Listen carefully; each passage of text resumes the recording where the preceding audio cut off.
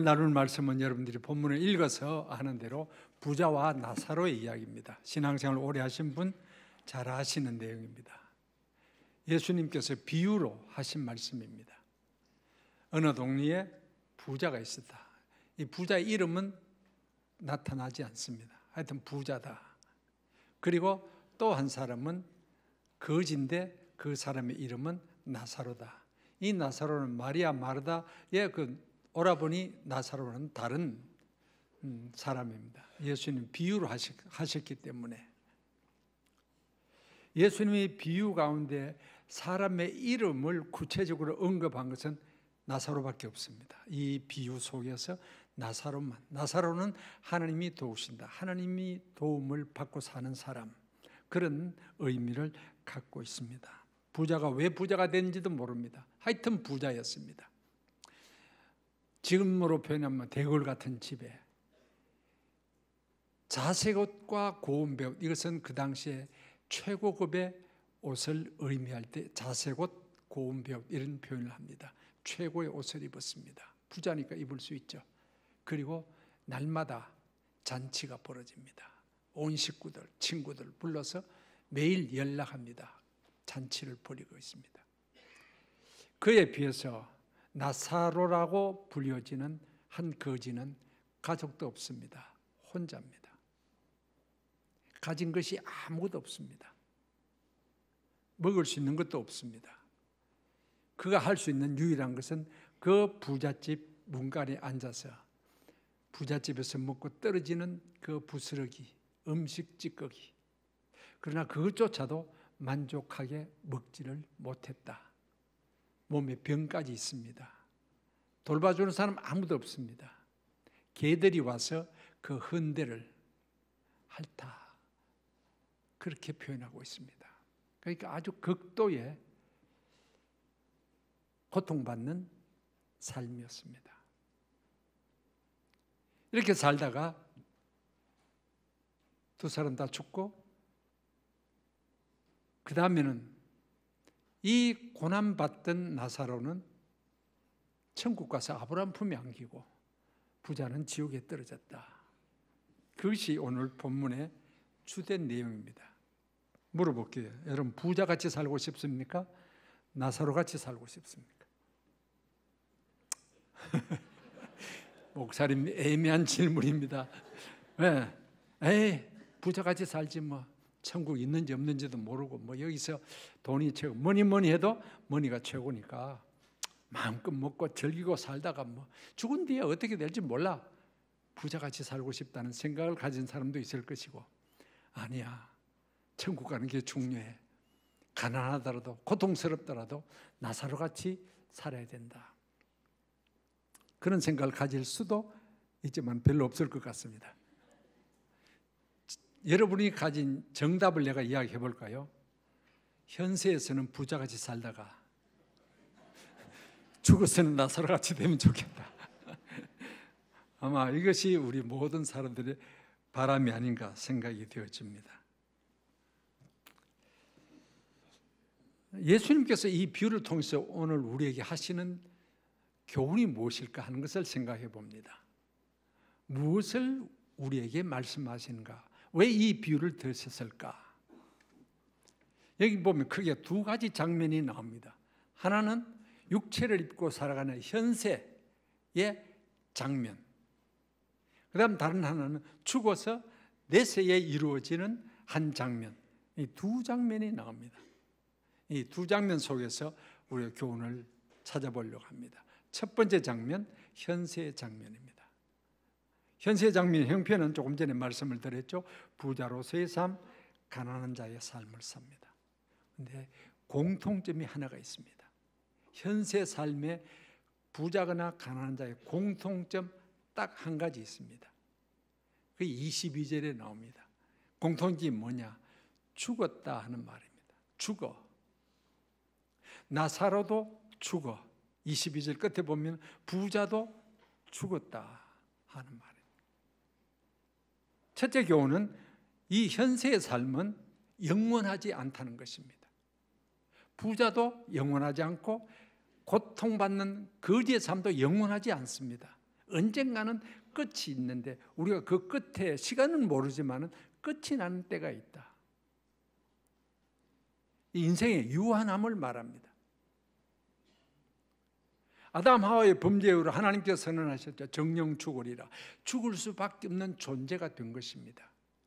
그래서 히브리서 9장 27절에는 한 번 죽는 것은 사람에게 정하신 것이요 그 후에는 심판이 있다. 그렇게 말씀하고 있습니다. 첫 인류 아담부터 죽기를 시작해서 지금까지 다 죽었습니다. 여러분 아담이 몇 세에 죽은지 아시죠? 아무도 없을 것입니다. 여러분 아는 사람 930 오래 살았죠. 그래도 죽었습니다. 성경에 나타난 대로 아니 지구 역사상에 가장 오래 산 사람 누구죠? 네, 무더절 몇 살이요? 969세 살았습니다. 그렇게 1000년 가까이 산 사람이 있는가 하면은 강보의 사였어. 태어난 지 몇 시간 몇 달 안 돼서 죽는 인생도 있습니다. 오래 살든지 짧게 살든지 죽는다는 것은 공통적입니다. 부자라고 오래 사는 것도 아니고 가난하다고 오래 사는 것도 아닙니다. 똑같이 죽음은 피할 수 없는 사실입니다. 우리가 흔히 지금 100세 시대, 모든 사람은 120세 뭐 그런 이야기도 합니다. 수명이 현대 의학의 발달로 인해서 길어진 것은 사실입니다. 어떤 통계 보니까 1980년의 기대치 수명과 지금 40년이 지난 2020년의 기대치 수명이 약 20년 정도 차이가 난대요. 그래서 1980년대까지는 환갑잔치였습니다. 칠순도 했습니다. 왜? 그때는 길었으니까. 그 당시로서. 그러나 지금 누가 환갑합니까? 칠순합니까? 안 하잖아요. 최소한 80, 90. 그만큼 기대치 수명이 늘어난 것은 사실입니다. 아무리 늘어났다 할지라도 우리나라 인구 통계의 그 기대 수명을 보니까요, 그렇게 오래 사는 거 아니더라고요. 75세까지 생존율이 54%니까 75세까지 산 사람이 반밖에 안 됩니다. 반은 다 죽었어요. 그럼 85세는 몇 퍼센트 사냐? 15% 삽니다. 100명 가운데 85명이 죽었어요. 산 사람은 15밖에 안 됩니다. 85세 되신 어른 누가? 안 왔네. 최재면 장로는 이규식 장로님 안 오셨네. 85세 넘으셨는데. 사람은 다 이 땅에 어떻게 하면 오래 살까? 영생. 그래서 유명한 이야기 있죠. 진시황. 중국의 통일 황제, 최초의 황제 진시황. 영생. 불로초 불사에 그거 찾으러 그냥 백백 노력했습니다. 그건 죽었어요. 피할 수 없는 것입니다. 왜? 하나님이 정의로 신 것이 육체를 입고 사는 것은 유한한 인생이다. 그렇습니다. 요새 뭐 AI다, 뭐 GPT. 그래서 제가 한번 신기해서 한번 쳐본 적이 있습니다. 어떤 GPT를 통해서 김경원 목사 쳐봤습니다. 그러니까 내용이 쫙 쏟아져요. 맞는 게 많아요. 또 뭐 서영교 목사였고 어쩌고 저쩌고 많아서요. 근데 딱 하나 틀린 게 나오더라고요. 뭐냐? 그는 2023년도 죽었다. 내가 그걸 보고 기가 막혀가지고 무조건 GPT나 뭐 이게 다 맹신하죠. 학생들도 전부 그놈 쳐가지고 숙제 다 하고 다 부모 선생님 필요 없어요. 그놈 대답을 다 해주니까. 근데 그게 절대적으로 맞는 게 아니고 오류도 있더라고요. 뭐 그런 기사가 언제나 나겠죠. 저에게도. 기분이 어떨까 여러분?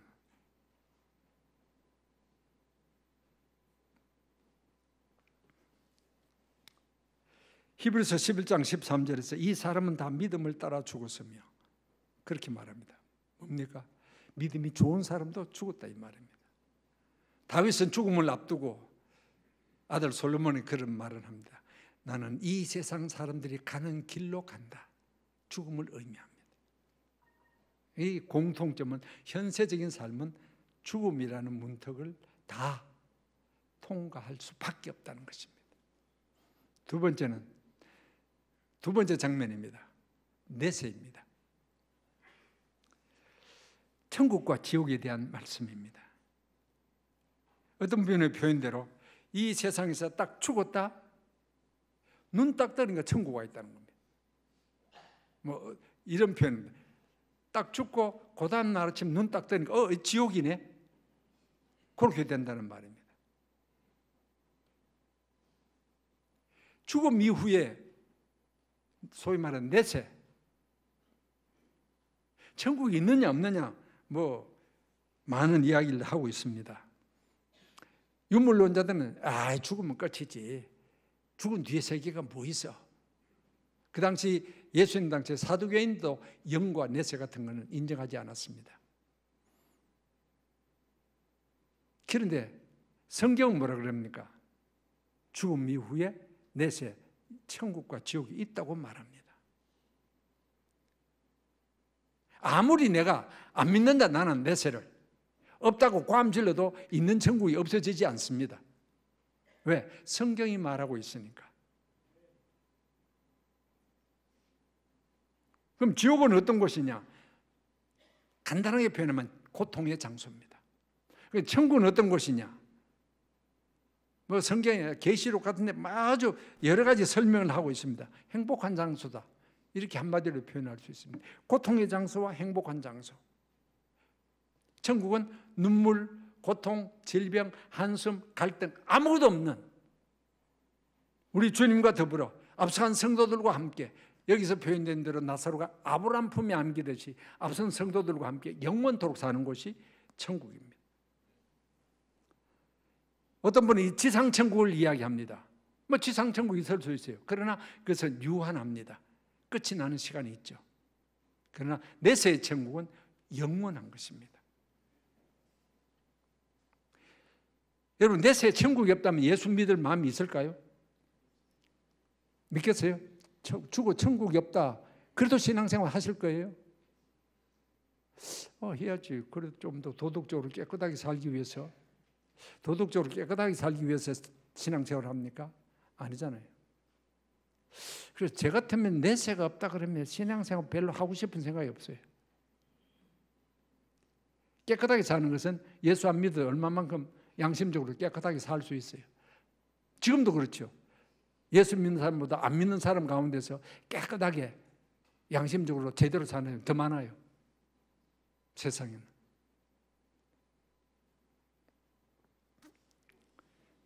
여기서 질문 몇 가지를 스스로 가져봐야 됩니다. 첫째는 천국이 있냐 없냐. 두말할 것 없이 있다. 내세가 있다. 천국과 지옥은 있다. 두 번째는 누가 가느냐 그러면 이 25절에서 우리가 조금 오해하기 쉬운 표현이 있습니다. 뭐냐? 천국은 어떤 곳이, 어떤 사람이 가느냐? 가난한 사람이 간다. 그러면 지옥은 어떤 사람이 가느냐? 부자들이 간다. 이렇게 생각하기가 쉬워요. 이 성경을 그냥 읽으면. 왜냐하면 부자는 죽어서 지옥 가고 나사로는 죽어서 천국 갔다 그러니까 천국은 부자가 가는 것이 못되고 가난하고 고통받는 그런 사람들이 가는구나. 아니에요. 우리는 이것은 신학적인 문제입니다. 그래서 성경 전체 속에서 이 본문을 이해를 해야 됩니다. 성경 전체 속에서 내세에 대한 이야기를 어떻게 이야기합니까? 천국은 가난한 사람 갑니까? 아니요. 가난하다고 가는 것 아닙니다. 지옥은 부자가 갑니까? 아닙니다. 부자라고 해서 지옥 가는 것 아닙니다. 경건한 부자가 많아요. 그럼 천국과 지옥의 갈림길은 뭡니까? 믿음이에요. 이게 복음의 가장 기본적인 요소. 저는 이것을 강조하고 싶습니다. 천국에 누가 가느냐? 예수 잘 믿는 사람이 가는 거예요. 요한복음 1장 12절에 뭐라 그랬어요? 영접하는 자, 곧 그 이름을 믿는 자들에게는 하나님의 자녀가 되는 권세를 줬고, 요한복음 3장 16절에 뭡니까? 하나님이 다 같이 시작. 하나님.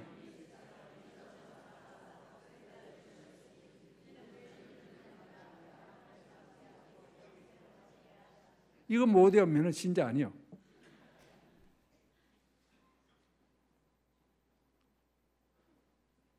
사도행전 16장 31절에 가로되 주 예수를 믿어라. 그리하면 너와 내 집이 구원을 얻는다. 에베소서 2장 8절에 너희가 그 은혜를 인하여 믿음으로 말미암아 구원을 얻어. 복음은 간단합니다. 단순합니다. 예수 믿느냐? 내세가 보장됩니다. 천국이 보장됩니다. 안 믿느냐?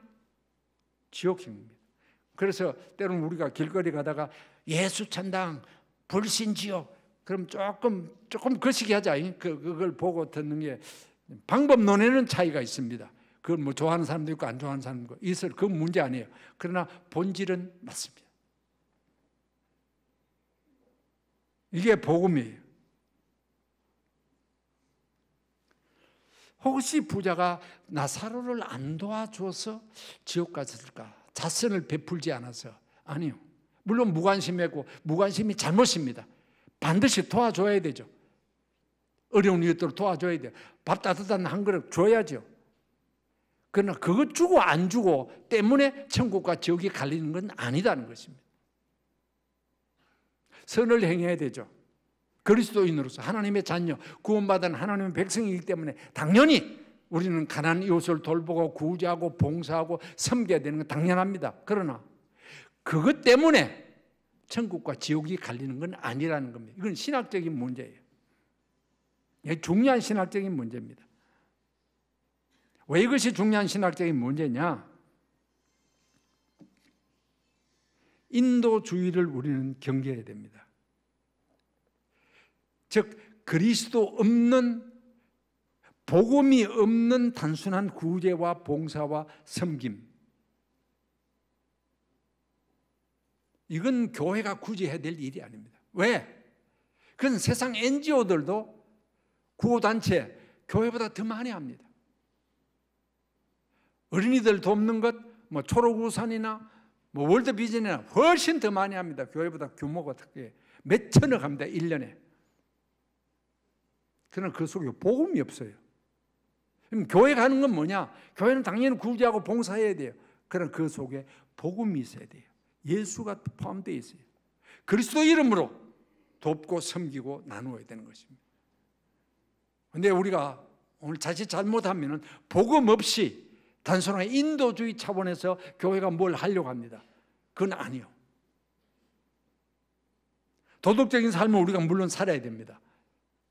그러나 그 속에 복음이 없이 단순한 도덕적인 삶은 의미가 없는 것입니다. 중요한 것은 내가 예수 그리스도를 믿음으로 말미암아 죽음의 문턱에서 천국 문이 활짝 열리는 그런 그 믿음을 가져야 됩니다. 물어볼게요, 여러분. 예수를 믿죠? 구원받았죠? 죽어 천국 가죠? 그럼 지금 죽으면 천국 간다고 확신한 사람 손 들어봐. 아니, 손 들어. 나 긴가민가한 사람 손 들어봤어요. 이 중요합니다. 예수 그리스도를 믿는다. 나는 내세가 보장되어 있다.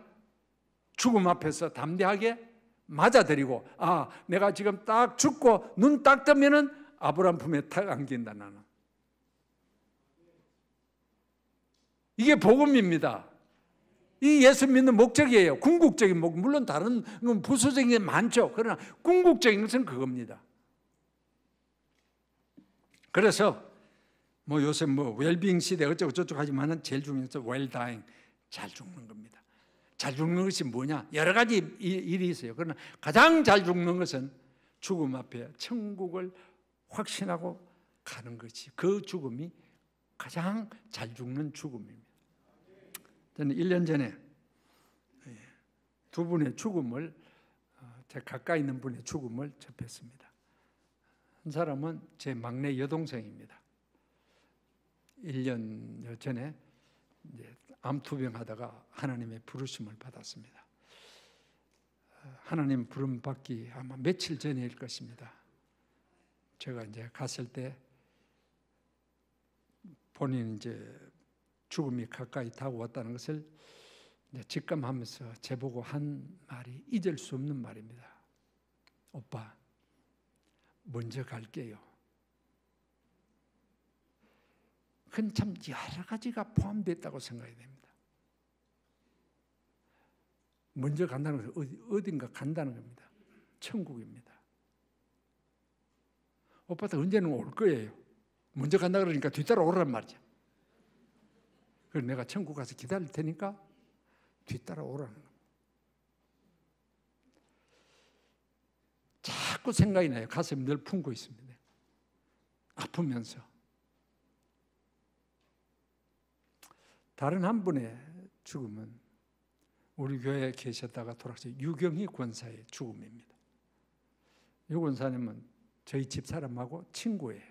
그래서 우리 집사람이 전도를 해가지고 우리 교회에서 신앙생활을 시작했고 권사까지 되고, 그래도 암으로 인해서 오랫동안 아시죠? 옆에 주변에서 기도해주고 도와주신 분 참 많습니다. 돌아가셨어요. 3개월 남았다는 이야기를 듣고 저희 집 사람이 마지막으로 3개월 전에 이제 곧 죽음을 맞이한다 그러니까 친구 얼굴 한번 보러 가겠다 그래요. 그래서 같이 갔습니다. 제가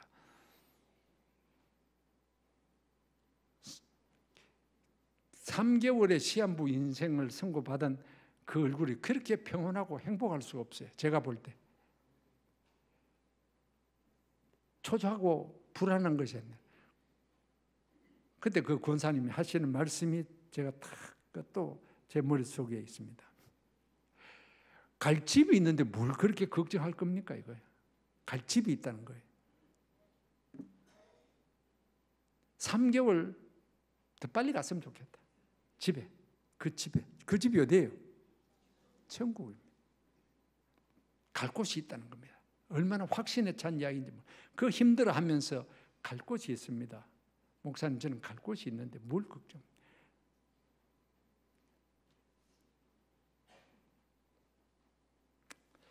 우리는 여기서 뭐가 중요한가 하는 것을 알아야 될 필요가 있습니다. 물론 현세도 그리스도인답게 열심히 살아야 됩니다. 기독교가 염세주의가 아닙니다. 아이고 세상 만사 살피니 참 어때구나, 천국에 나가야지 하고 뭐 그냥 다 그들 쳐버리고 뭐 산속에 들어가서 기도는 하고 나는 가야 됩니다. No, 아닙니다. 그건. 그리스도인답게 내 주어진 삶의 현장에서, 교회에서, 사회 속에서 열심을 다해서 살아야 됩니다. 그러나 항상 더 궁극적으로, 더 중요하게 생각하고 있어야 될 것은 천국입니다. 아마 거지는 죽어서 아무 장례 쳐주는 사람도 없이 그냥 그 가마떼기에다가 둘둘 말아서 어디다가 버렸는지도 모릅니다. 반대로 부자는 얼마나 호화로운 장례식을 치렀을 것입니까? 엄청난 사람들이 오고 뭐 난리가 났을 거예요. 요새 말하면 대문짝 같은 부고도 나고 뭐 난리가 났을 것입니다. 근데 막상 부자의 입장에서, 죽은 부자의 입장에서 지옥에 딱 떨어지니까 이게 아니네. 그래서 아마 입이 있어서 그 후손들에게 말한다면, 야 이게 아니다, 그거 아니다, 그거 호화로운 장례식이 아니야, 그게 문제가 아니야, 믿고 구원받는 것이 중요하지, 그렇게 외쳤을 것입니다. 그래서 뭐가 중요합니까? 믿음이 중요하다. 세 번째는 후회하는 부자의 모습을 봅니다. 지옥에 떨어진 부자가 느낀 것은 아이쿠 이거 아니구나, 엄청난 후회할 것입니다. 무엇을 후회했을 것입니다? 첫째는 불신앙을 후회했을 것입니다. 믿을 걸, 예수 믿을 걸. 그러니까 이 부자는 불신의 부자로서의 대표적인 인물입니다. 나사로는 뭡니까? 그 이름 뜻 그대로 하나님이 도우신다. 즉 하나님을 믿고 의지하고 하나님의 도움 받으며 살아간다. 땅에 비록 가난하고 아프고 힘들지만 그래도 하나님 의지한다. 하나님 도움 구한다. 믿음의 사람을 예표하는 것입니다. 그래서 부자는 후회한다면 불신앙으로 후회할 것이며, 아이고 저 나사로 보니까 내가 좀 문진 걸식할 때 좀 도와줬을 걸, 그것도 후회하실 것입니다. 나중에 그가 그 형제들을 위해서 나사로 좀 보내달라는 요청을 보면은 내 형제들 예수 믿게 할 걸 하는 그런 후회도 했을 것입니다. 물론 우리는 대부분의 경우 죽음 앞에서 후회합니다. 어떤 통계를 보니까 제일 많이 후회할 건 뭐냐? 사랑할 걸. 그리고 일만 하다가 죽는 것이 아니라 가족들과 함께 더 즐거운 시간을 가졌어야 되는데 그런 후회도 한답니다. 혹은 가진 것 가지고 베풀며 살 걸, 뭐 그런 후회도 있다 그럽니다. 그 우리는 어떻습니까? 저나 여러분이나 자칫 잘못하면 후회하는 종말을 맞이할 수도 있습니다. 그렇지 않기 위해서 우리는 몇 가지 다짐할 필요가 있습니다. 첫째는 예수 잘 믿자. 다른 것 없어요. 뭐가 중요한데, 뭐가 제일 중요한데? 예수 잘 믿는 겁니다. 옆에 사람 인사합시다. 예수 잘 믿읍시다. 한 번 더 합시다. 예수 잘 믿읍시다. 그 다음에 후회하지 않기 위해서는 우리는 주의 몸된 교회를 더 잘 섬겨야 됩니다. 이거 후회됩니다. 죽음 앞에서 좀 교회 더 충성할 걸, 교회 걸림돌 되지 말 걸. 교회 걸림돌 되는 사람들 후회합니다. 나중에 죽음 앞에서. 절대로 교회 걸림돌 되지 마십시오. 디딤돌이 되어야 되지 걸림돌 되면 안 됩니다.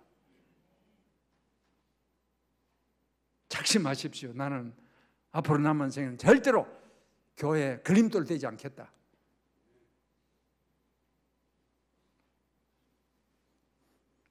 그리고 베풀며 살아야 됩니다. 이 부자의 후회같이 쌓아두고 혼자 먹고 마셨지 베풀지 않았거든요. 우리에게 주어진 내 재능, 교회와 이웃을 위해서 베풀어야 됩니다. 재능, 어떤 재능이든지 내 시간도 드리고, 혹은 물질에 여유가 있다면 하나님께서 내게 남달리 주셨으니까 이거 좀 선교를 위해서도 쓰고요. 목사님이 아무리 외쳐도 꼼짝도 안 해요. 요새 보면 선교 좀 힘쓰자. 그 선교 좀 해야 됩니다. 돈 없어 공부 못하는 애 제일 안타까워요. 장학사업 해야 됩니다. 내가 가진 것 가지고 돈 없어 공부 못하는 애 내가 조금이라도 도와주자. 또 제가 전에 한번 이야기했죠.